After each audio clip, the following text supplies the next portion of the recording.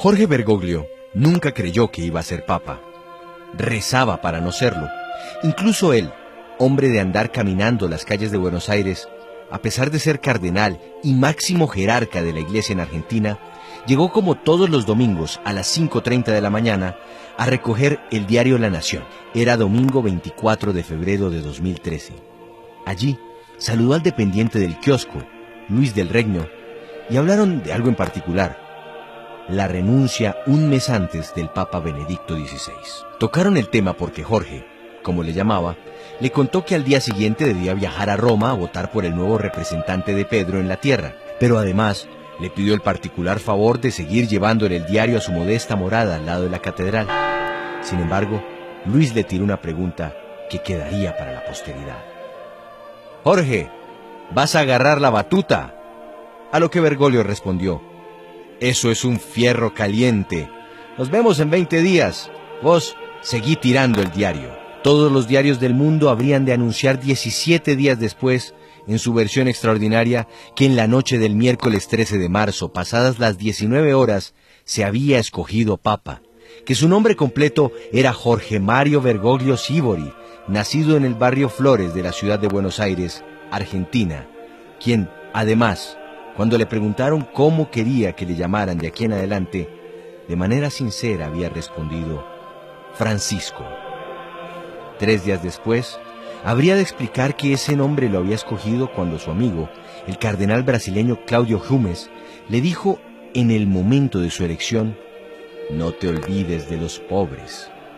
Y mientras se finalizaba el escrutinio, llegó a su corazón el nombre de San Francisco de Asís, el hombre de la pobreza, el hombre de la paz, el hombre que ama y custodia la creación, diría.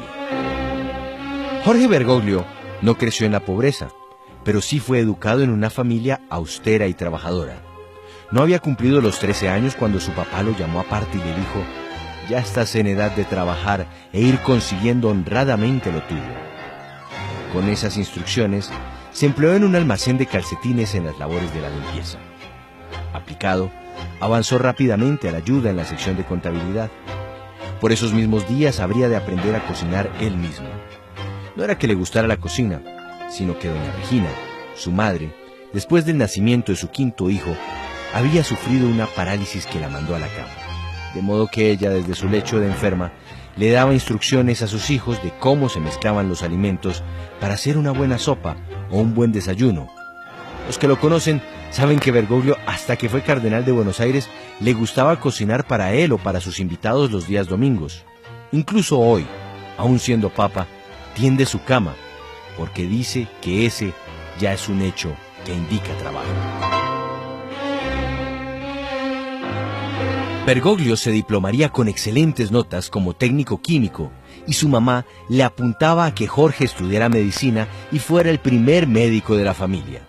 Pero llegaría el día del sacudón, la noticia que dejaría en silencio a su mamá y que alegraría a su padre. Jorge tenía 21 años y sentó a su papá para contarle algo que cambiaría el rumbo de sus vidas. «Papá, quiero ser sacerdote. Quiero irme para el seminario». Su padre, de gran condición católica, se alegró y le dio un beso y un abrazo. El hielo vino por parte de Regina, su madre. Ella optó por el silencio frente al tema y dejó que su hijo ingresara al seminario diocesano de Villa Devoto en Buenos Aires. Pero la decisión no había sido un arrebato por parte del joven Jorge. Habían pasado 3 años antes para que madurara el emprendimiento definitivo hacia la iglesia. La luz, la voz, la revelación, la epifanía, o como se le quiera llamar, le llegó casi al cumplir los 18 años. Curiosamente, Jorge se iba para una fiesta con sus amigos de adolescencia, Alberto D'Arezzo, Abel Sala, Óscar Crespo y Francisco Espinosa. Pero antes, entró un rato en la iglesia de San José de Flores. Allí, se confesó con un sacerdote bastante afable. Aquel 21 de septiembre de 1953, al salir del confesionario, según cuenta el propio Papa, sintió una tranquilidad tan inconmensurable que decidió regresar a casa, mientras su mente le decía que debía ser cura. Se enojó mal, Diría tiempo después, refiriéndose a su madre, quien no lo acompañó al seminario y quien nunca lo visitó, aunque los fines de semana lo recibía en casa como si no estuviera haciendo carrera para cura. Por esos mismos días hubo una tribulación en su vida. De pronto, antes de partir al seminario, cayó en cama. Los médicos le revisaron y no daban con la causa de la enfermedad. Entonces hallaron que el problema estaba en su pulmón derecho. Allí le encontraron 3 quistes que debían extirpar o podía morir. Era un joven deportista, sano, que no bebía y mucho menos fumaba. Tal vez fue en esas condiciones y tras recuperarse que con más ganas partió hacia el servicio de Dios. En el seminario se encontraría con otro cura que marcaría su vida. Se trata de Enrique Pozzoli, un líder salesiano de Almagro. Fue él quien le aconsejó a Bergoglio que se trasladara como seminarista a Tandil, donde podía seguir mejor los pasos de Don Bosco, pero además mejorar la parte del pulmón derecho que le había quedado. Lo hizo, pero curiosamente un año después se decidió por ingresar a la Compañía de Jesús, es decir, seguir los pasos de San Ignacio de Loyola, y de ahí en adelante profesar votos de obediencia, pobreza y castidad. Dentro de la compañía haría estudios de historia, literatura, latín y griego. Tras el noviciado, fue enviado en 1964 a dictar clase en el Colegio de la Inmaculada Concepción en la provincia de Santa Fe. Su aspecto físico era tan joven que los alumnos lo bautizarían con el sobrenombre de Carucha.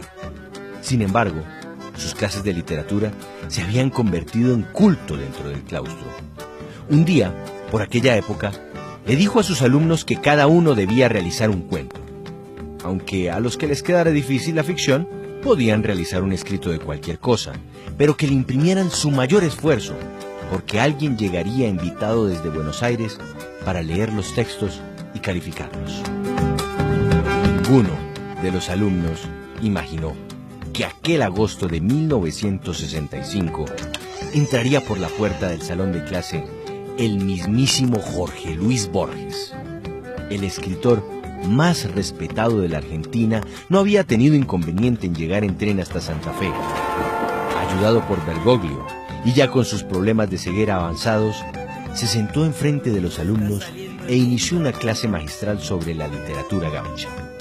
Pero además, el maestro de las letras les anunció que se quedaría 2 días más y que escucharía la lectura de cada uno de los cuentos, tanto para aconsejar como para corregirlos.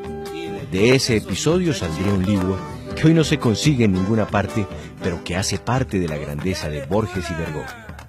Los dos escogieron 14 historias y titularon la recopilación como Textos Originales, con prólogo del propio Borges.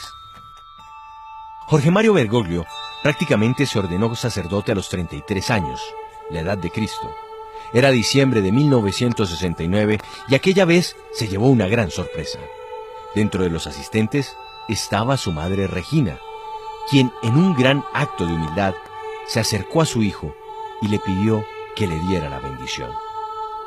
Por esos mismos días, también estaba próximo a finalizar sus estudios en teología en el Colegio Máximo de San José. Curiosamente, su primer viaje al exterior fue a Colombia, en 1970, justo antes de viajar a España para pasar la tercera dura y ardua prueba de su noviciado como jesuita. Sus homilías comenzarían a hacer eco en los corrillos de la iglesia argentina, no solo por sus palabras, sino porque lo que decía lo hacía. Era ejemplo. La iglesia debe acercarse a los pobres, y no los pobres llegar por hambre a la iglesia, decía. Bergoglio era de tomar cualquier microbús e irse hasta los confines de los barrios de invasión, dar misa y quedarse conversando con la gente para alentarlos a salir adelante. Lloraba sin que nadie lo viera cuando regresaba al centro de Buenos Aires. De hecho, su primer gran nombramiento, sin pedirlo, fue como provincial de los jesuitas en la Argentina, en el año de 1973. Apenas si tenía 36 años y había quedado al frente de velar por más de 160 sacerdotes y media docena más de casas curales. Pero aquella década se vendría con una experiencia amarga para todos los argentinos. la dictadura militar de José Rafael Videla. Era 1976 y cierta parte de grupos militares iniciaron un trabajo de limpieza social contra todo aquel que oliera izquierda o comunismo. Fueron decenas de personas las que acudieron a los favores del padre Bergoglio. Con toda la calle que había recogido durante sus años de andarla, Bergoglio fue capaz de diseñar planes tanto para esconder gente como para sacar a algunos perseguidos políticos del país y para presionar la liberación de los secuestrados. Se comprometió tanto en salvar vidas que fue capaz de entregarle su propio documento de identidad a un joven en peligro, disfrazarlo de cura y llevarlo él mismo hasta el transporte para sacarlo del país. Un día, muy preocupado por la vida de los curas Orlando Llorio y Francisco Jalix, quienes habían sido secuestrados en la villa de Rivadavia, le pidió al capellán que le oficiaba las misas a Videla que se hiciera el enfermo para celebrar él el ritual y estar cerca del teniente general. Mucho tiempo después, se supo que no solo habló con Videla para que liberaran a Llorio y a Jalix, sino que también lo hizo con un almirante de apellido Macera que tenía mucha injerencia en la cúpula militar. Los dos curas finalmente saldrían con vida, pero enemigos de Bergoglio tergiversarían la historia, afirmando que por él habían sido secuestrados y torturados. Como párroco, a mediados de los años 80 y 90, fundó 4 nuevas iglesias y logró montar media docena de comedores para los niños pobres. El 13 de mayo de 1992, al sacerdote Jorge Mario Bergoglio lo mandó llamar Monseñor Ubaldo Calabresi a la sala de espera del aeropuerto de Ezeiza. Hablaron de variedad de cosas sobre el trabajo en Buenos Aires. Bergoglio pensó que lo estaban regañando sin regañar, pero justo cuando Monseñor se iba a subir al avión, le soltó una gran noticia. Fuiste nombrado obispo auxiliar de Buenos Aires. La designación se hace dentro de 8 días. Vaticanistas que han investigado la vida de Bergoglio han coincidido en una cosa: el argentino nunca ha hecho lobby para ascender en la iglesia. Eran sus actos los que hacían que la gente le echara el ojo. Algo parecido sucedió 5 años más tarde, el martes 27 de mayo de 1997. Monseñor Calabresi lo invitó a almorzar a su casa. Y allí, en medio de disertaciones, un empleado apareció con un pastel y champaña. Bergoglio confiesa que pensó que era el cumpleaños de Calabresi y que casi se atreve a felicitarlo. Pero no. Ese día le anunció que desde Roma habría sido nombrado como nuevo obispo coadjutor de Buenos Aires. Un año más tarde, murió Antonio Carracino y Bergoglio lo sucedió como arzobispo de Buenos Aires, es decir, gran primado de la Argentina. Tal vez el año clave en su vida fue el 2001. Por aquellos días, el Papa Juan Pablo II lo hizo cardenal, de modo que su nombre se agregó al selecto grupo de purpurados del planeta. Y él, Jorge Mario, como siempre, dejó su huella en dicha ocasión. A todos los que le pidieron acompañarlo a su nombramiento en Roma, les hizo una solicitud: que en lugar de gastarse la plata en ese viaje, la donaran a los pobres. Ese mismo año, ocurrió algo que está dentro de lo que tiene que suceder. El relator general del Sínodo de Obispos del 2001 era el padre Edward Egan, pero tuvo que viajar a Nueva York por el atentado contra las Torres Gemelas, de modo que Bergoglio fue escogido para reemplazarlo. Lo hizo también que fue el más votado para representar al continente americano en el Consejo Sinodal. Entonces llegaría la muerte de Juan Pablo II y el cónclave del año 2005.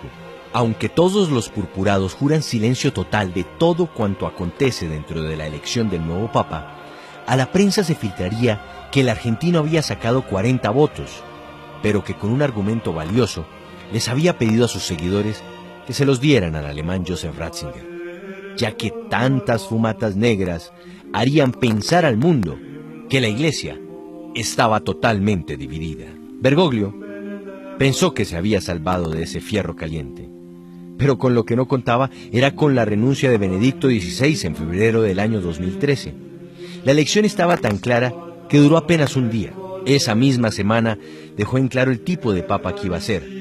Primero, No quiso quedarse a vivir en el tercer piso del lujoso Palacio del Vaticano, sino quedarse en la modesta habitación 201 de la residencia de Santa Marta, en un cuarto de 50 metros cuadrados, e incluso desayunar y almorzar junto a la gente que pasa por aquella sede.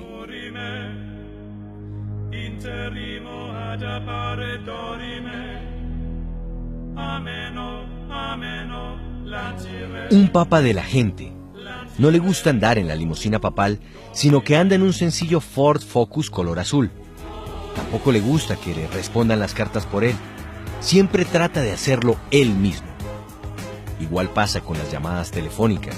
Es quizá el primer papa que ha llamado directamente a una decena de fieles a darles consejos o alientos. Tal vez por ello, fue él mismo quien 6 días después de haber sido ungido como el vicario de Cristo en la tierra, que sacó su agenda, marcó un número del teléfono de la Argentina y llamó al dependiente que le dejaba todos los días el periódico en su morada de Buenos Aires, solo para decirle que le disculpara, que debía cancelar la suscripción porque lo habían elegido papa y no podía hacer nada, y solo pedirle que rezaran por él.